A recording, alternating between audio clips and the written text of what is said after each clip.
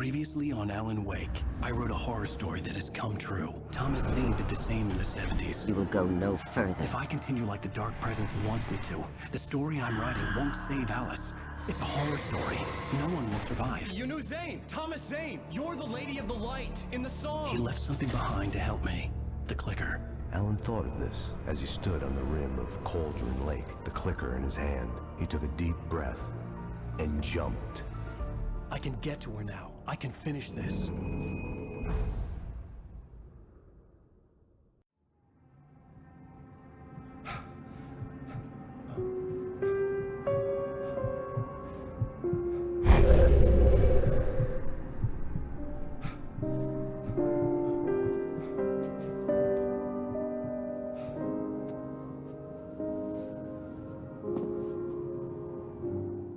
I had a hangover. My head was about to explode and the light hurt my eyes. I needed my sunglasses and painkillers to dull the pain. In one of my finer moments of self-deception, I swore to quit drinking.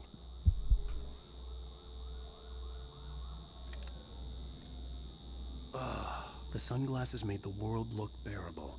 Now I could keep my eyes open without feeling like a vampire in the sun. I wasn't sure I'd make it out there without some painkillers. That buzzing. Ish. The pills worked fast. The prospect of being awake started to seem bearable again. I like how the objective is leave the bedroom, yet technically we're in the bathroom. I guess that's outside the bedroom. There was a message waiting for me on the machine. Nothing there. You have one new message. Al! Are you still asleep? Wakey, wakey! You should have your show on your TiVo. If Alice wasn't too mad to record it.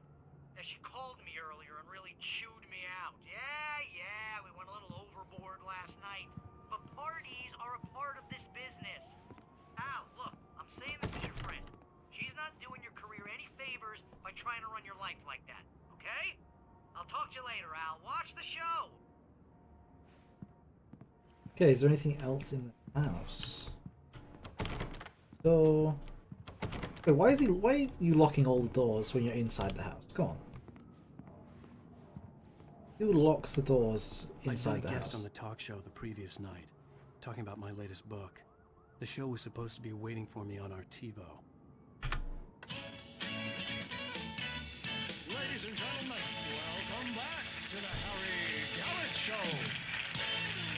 Thank you. Thank you, everybody. We have a great show tonight. I've been talking with the best-selling author Alan Wake about his new book, The Sudden Stop. Yeah, good read. Go buy it. No, it is a good read. Look, I'm gonna be honest here. Is that wise? No, but I'm gonna do it anyway. I got people who give me the lowdown on books. I'm a busy guy. But this one, I actually read from cover to cover. I mean, I'm a big fan. Wow, thanks. Now, this might be a spoiler for those who haven't read the book yet. Based on the sales figures, the 2 people out there who haven't read the book yet. But this last book is all about the death of the main character, the hard-boiled New York detective, Alex Casey. Now, there's been a lot of outrage about this. Why the hell did you kill Casey? What the hell were you thinking, man? Good riddance. No, seriously though. 7 years and 6 books is a long time. He was a gloomy guy to spend all your working hours with, and it was a good run. But it's time to explore new things. My next book will be a departure from the old for me. You selfish bastard, always thinking of yourself. Well, you've certainly given us a lot of entertainment over the years. And now that you mention it, Casey was a gloomy guy. Never had much luck with his love life with the ladies. Was that autobiographical in any way? Yeah, no kidding. Casey's lady friends tended to die on him. With Casey, it was all about his pain. No, nothing autobiographical about that. I'm a happily married man. My wife is my muse. Well, congratulations. That's great to hear. So, how's the publicity tour been treating you? Good, great. But I gotta say, I'm glad to be back home in New York. Well, you've certainly been on the news a lot lately. Lots of parties and, You got into a fight with some paparazzi. Oh, man. Well, that guy was really in my face. I lost my temper. I know that wasn't cool. You are famous for that temper. Well, I did also write several books. Well, your latest novel is called The Sudden Stop, and it's in bookstores now. Go get it. That means the two of you out there who haven't bought it yet. Ladies and gentlemen, that's all we have for you tonight. I want to thank all our guests for the evening. Alan Wake, Sam Lake. Once more, do the face for a Sam. There we go. And our musical guests, Poets of the Fall. Thank you. At least I've been funny. I told myself I could live with that. Hey, honey. Did you watch the show? I didn't say anything stupid if that's what you want to know. Okay, Grumpy. You want to ask me something? Are you going to start with me about drinking now? You know what? Go back to sleep, Alan.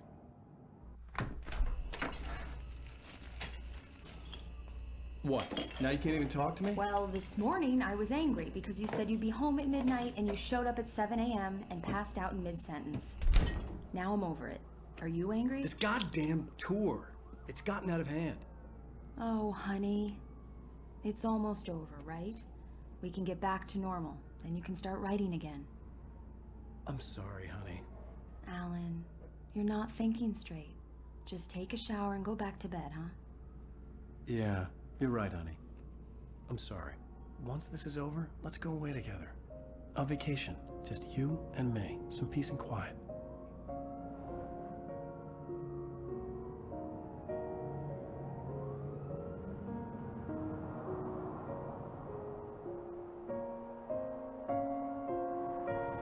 Somehow, the clicker was the key to the cabin. I had to return to Cauldron Lake to save Alice.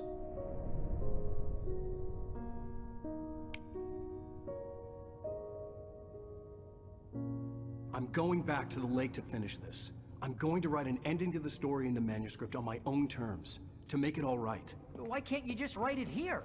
The last page is still in the typewriter. I need to read it first. Everything needs to be just right. Zane tried to cut some corners, and it didn't end well.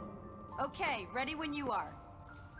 I'm sorry, Sarah, but I need to do this alone. Barry, take her gun. Miss Weaver, close the door when I leave.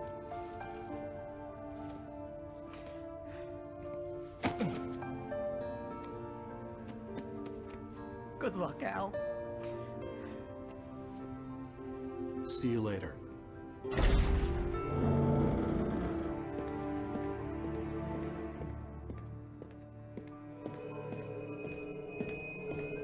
When I got out, it was warm and sunny. I'd flicked the switch of the clicker. Had it done this? I didn't stop to question it. I had to take advantage of the sunlight to get to the lake. On Zane's page, I'd stood on the rim of Cauldron Lake, about to use the clicker.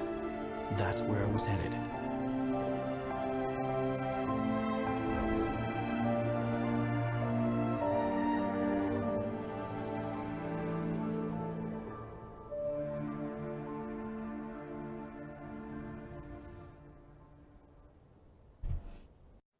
Alone, in daylight, surrounded by the beauty of the Pacific Northwest landscape. It was hard not to let doubt creep in one last time. I could still chalk everything up to a dream, a delusion. I had enough imagination to make up something like this, having been in the cabin all this time, trapped in a story inside my head, gone mad from grief over Alice's death like Hartman had claimed. There would be no way of knowing. I told myself it didn't really matter. My course was set.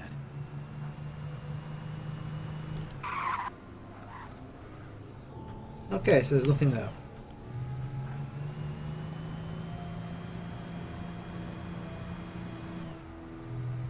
You know what? We'll at the start of chapter 6. The Dark Presence was no longer trying to capture the writer so he could create the ending it wanted. The writer knew too much. He was too strong. And he carried a weapon left behind by Thomas Zane, something that could hurt it. Now, the darkness was doing everything in its power to simply stop the writer from ever reaching Cauldron Lake and the dark place it came from. Okay. The bottom of Cauldron Lake was a graveyard of things the lake had claimed in one way or another over the decades. The Dark Presence brought them up in its wake, scattering the rotten waterlogged hull of an old boat here, the remains of a long-ago crashed airplane there, Trees shattered under the impacts. The earth groaned. It didn't even notice. Zane cut its heart out, but it didn't die. The thing that wore Barbara's face kept crooning sweet nothings sugar-laced with poison.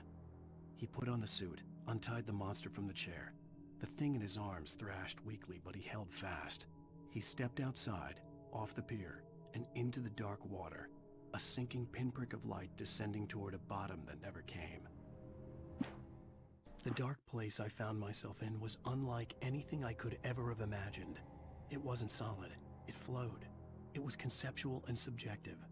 For someone else, an artist in another field, it would have been very different. I could sense the story of the manuscript all around me, the words and ideas floating in the air, poised to become real. After Zane had gone, I stood alone in the shifting dream that was the dark place. I had to find a way to the cabin. I'd written myself a way through this place in the manuscript. I followed the idea of a path. I'd written myself across the ocean that blocked my way, and with that, there was a bridge to the island beyond. The idea of the cabin flickered in the underwater darkness. I willed the cabin to be real, and it was. Okay, let's carry on. Got a lovely little advert there for Verizon. Yeah. Honestly, it could be claimed that a lot of this game is an advert for Poets of the Falls. Poets of the Falls? Poets of the Fall. Since a lot of the music for this game is done by them.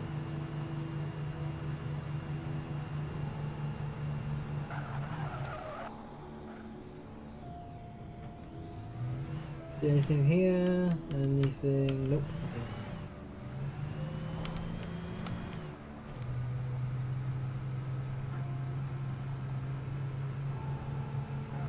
Nothing there. Let's take the road.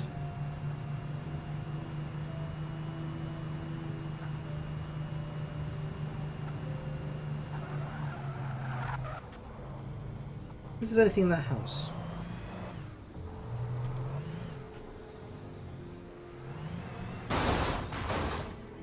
I guess not.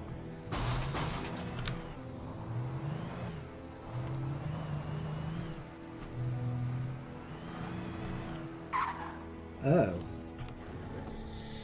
I guess I can't take my car. The darkness had touched me.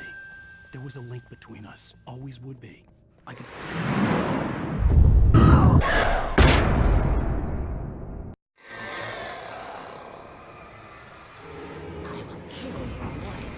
Rude.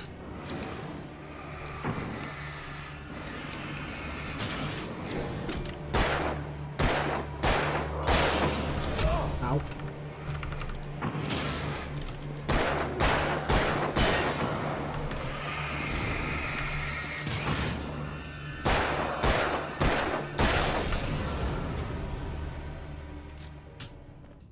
Sheesh.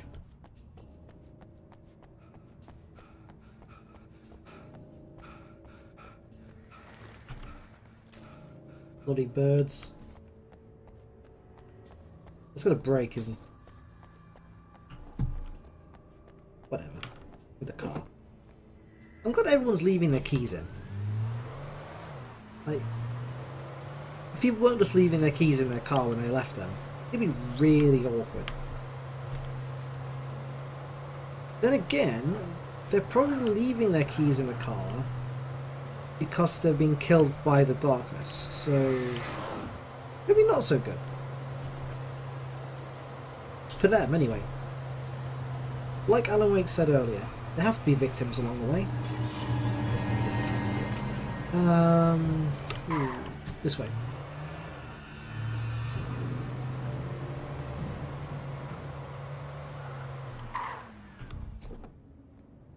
Okay, let's get some loot.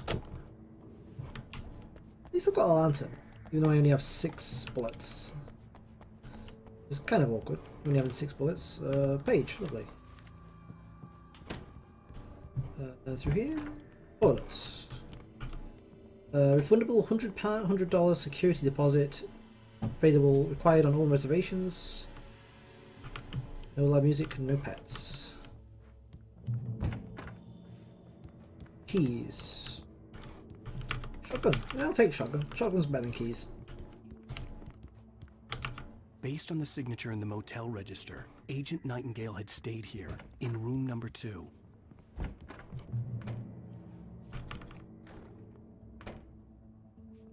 This is Nightingale's room. Ooh, flashbangs. This had obviously been the room where Agent Nightingale had stayed when he hadn't been busy harassing me.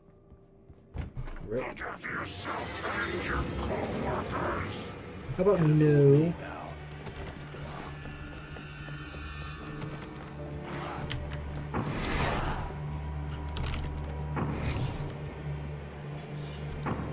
Oh! Good shot. Ow! These guys are good at throwing.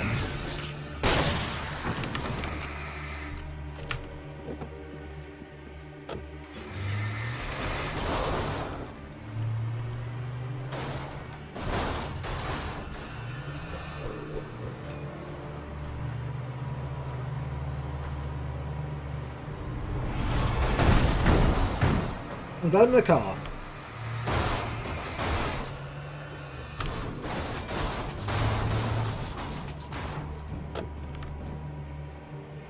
Whew.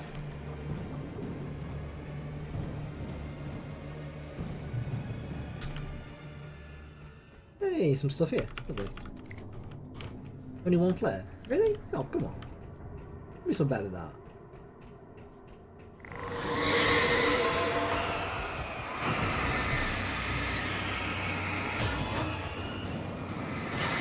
Ow, ow, ow.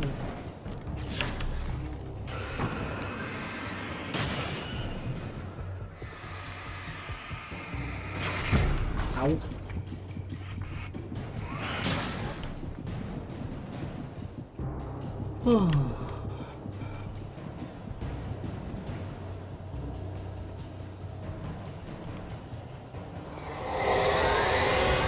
What the hell?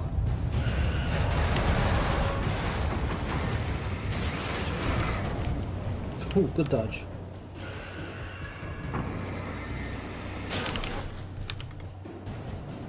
It's a... oh shit, it's the deer float. Oh! We will never speak of that again. Understand?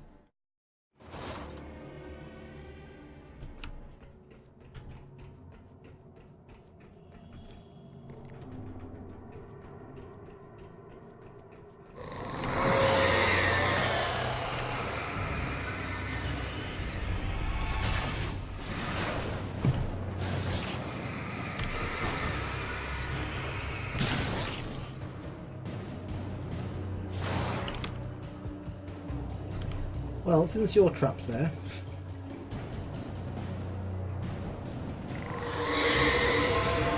What the hell?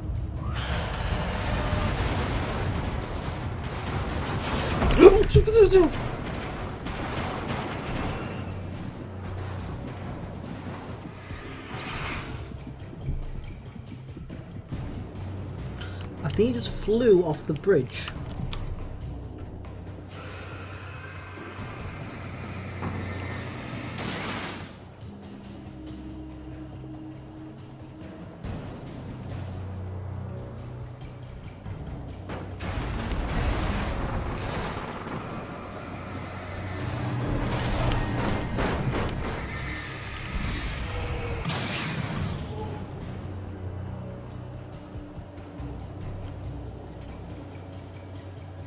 Okay.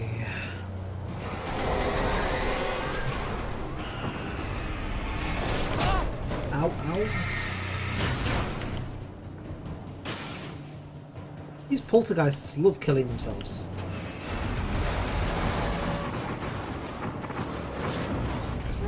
Ow!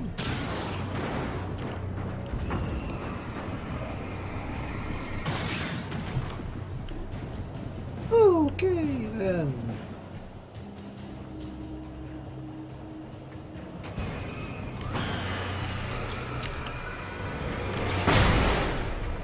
I thought I had flares equipped. Still useful.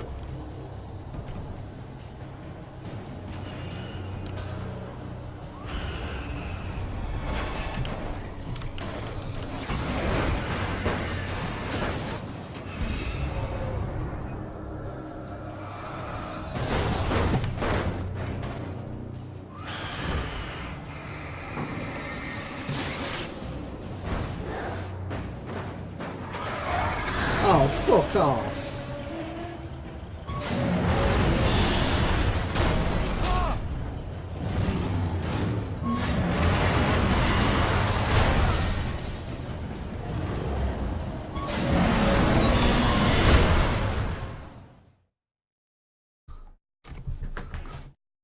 Yeah, thanks, game.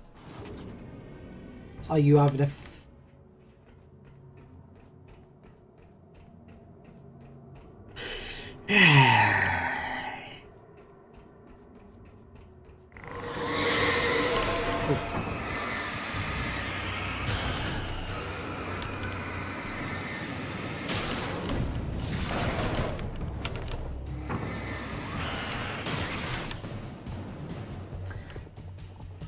Okay, no, it's fine. It's fine. We'll just do it again. What the hell?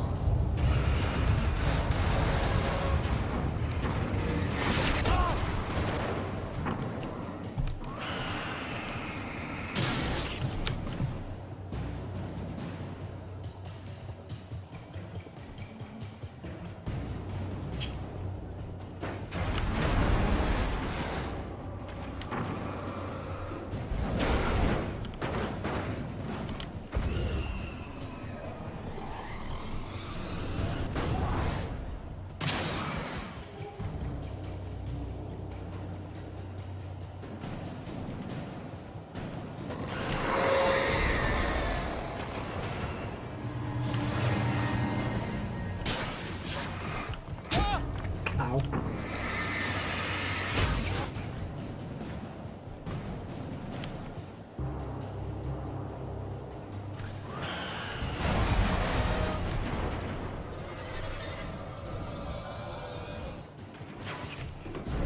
No!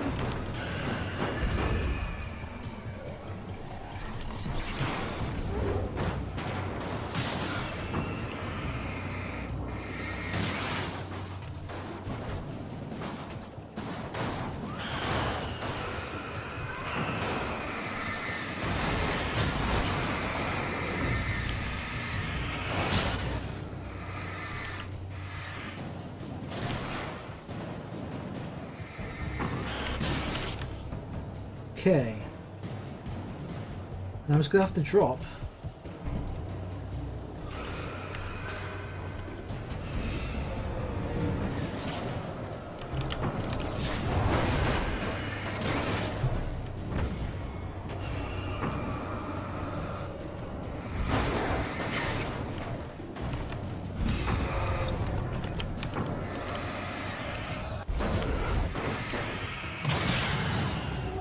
Okay.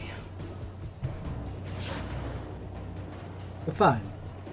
We're fine. Fine. Well, we're not fine. We are not fine.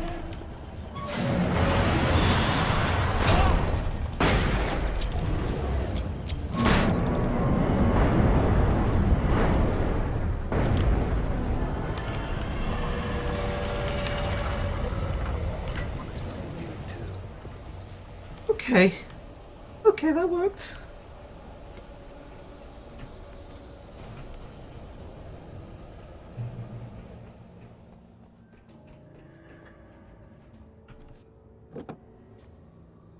Yay!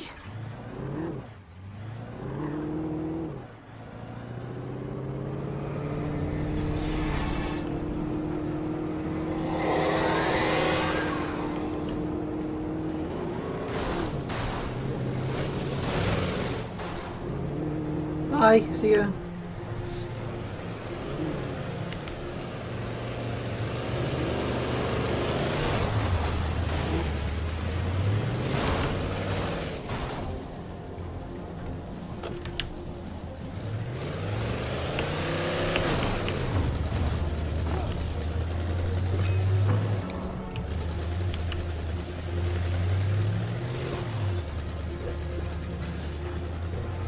Ow.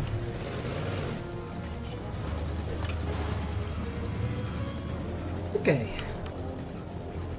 Let's head upstairs.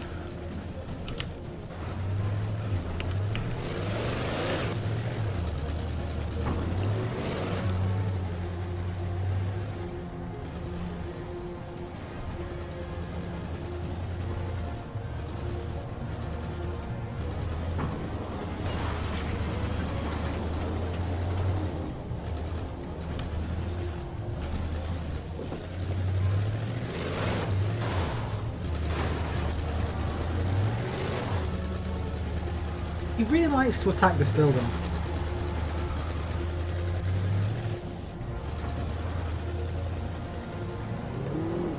Leaders.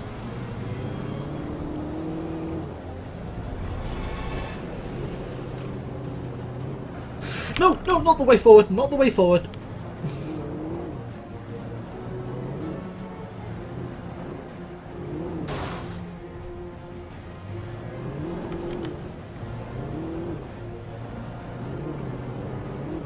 Bridge, yep, there's a bridge for a reason.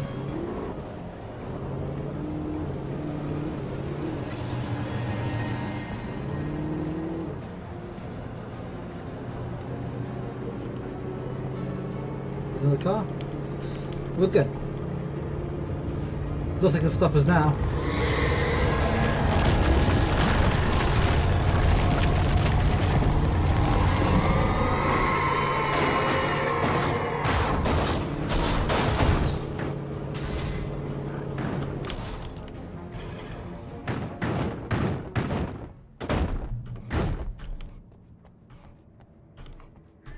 What did I say? Except brick walls, apparently. Here you go, pump action. Better. Well, debatable. I'm pretty sure the double barrel does slightly more damage. Whatever.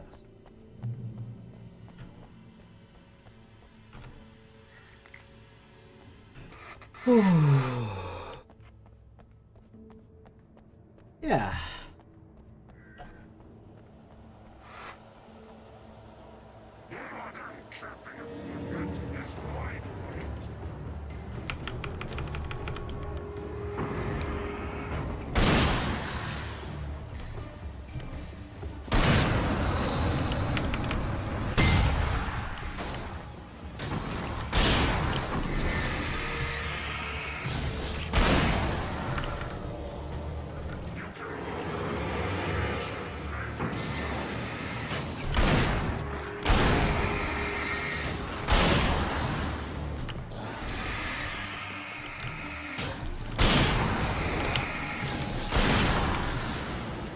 Okay. I've got flare and batteries. Just what I needed.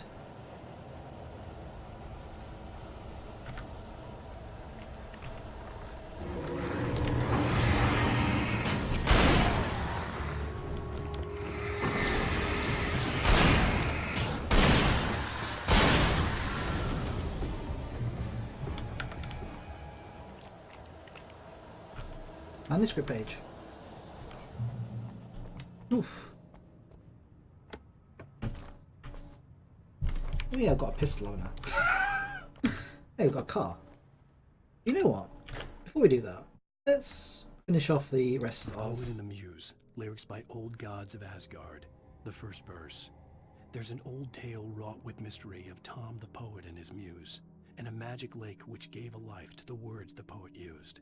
Now the muse, she was his happiness, and he rhymed about her grace, and told her stories of treasures deep beneath the blackened waves, till in the stillness of one dawn, still in its misty crown, the muse she went down to the lake, and in the waves she drowned. The Poet and the Muse, lyrics by Old Gods of Asgard, the second verse. The poet came down to the lake to call out to his dear. When there was no answer, he was overcome with fear. He searched in vain for his treasure lost, and too soon the night would fall. Only his own echo would wail back at his call. And when he swore to bring back his love by stories he'd create, nightmares shifted in their sleep in the darkness of the lake. The Poet and the Muse, lyrics by Old Gods of Asgard, the third verse. In the dead of night she came to him with darkness in her eyes, wearing a mourning gown, sweet words as her disguise. He took her in without a word, for he saw his grave mistake, and vowed them both to silence deep beneath the lake. Now, if it's real or just a dream, one mystery remains, for it is said on moonless nights they may still haunt this place.